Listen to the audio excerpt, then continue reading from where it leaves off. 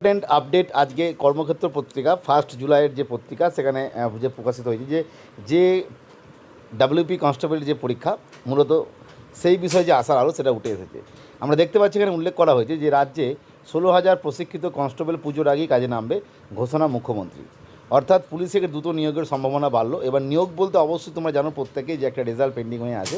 রাজ্যের 16,000 প্রশিক্ষিত তরুণ তরুণী খুব শীঘ্রই পশ্চিমবঙ্গ ও কলকাতা পুলিশের কনস্টেবল পদের যে নিয়মিত চাকরি তার আওতায় আসতে চলেছেন। এই 16,000 চাকরি প্রার্থী বাছাই প্রক্রিয়া সফল হলে নিয়োগের যে পূর্বে প্রশিক্ষণ নিয়েছেন, কিন্তু নিয়োগের প্রক্রিয়া থমকে ছিল আইনি কারণে, তোমরা প্রত্যেকেই জানো। সম্প্রতি রাজ্য যে সচিবালয় নবান্নের এক অনুষ্ঠানে মুখ্যমন্ত্রী শুভেন্দু অধিকারী জানান যে পুজোর আগেই 16,000 নতুন কনস্টেবলকে রাস্তায় নামাচ্ছে।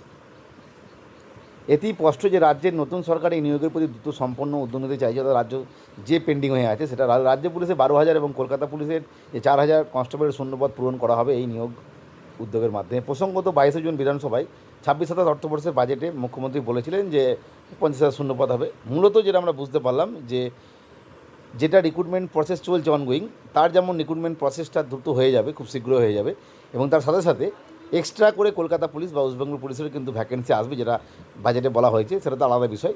মূলত আজকে যে কর্মক্ষেত্র পেপারে যেটা উঠে এলো, যে পেন্ডিং রেজাল্ট বাকি ছিল ডাব্লিউবি কনস্টেবল, সেটা কিন্তু খুব শীঘ্রই আসতে চলেছে, এবং তারা একদম 2-3 মাস বাদ যে পুজো, সেই সময় কিন্তু তাদের মধ্যেই পুজোতে কাজে নামতে পারে, তার আগেই কিন্তু ট্রেনিং হয়ে যাবে।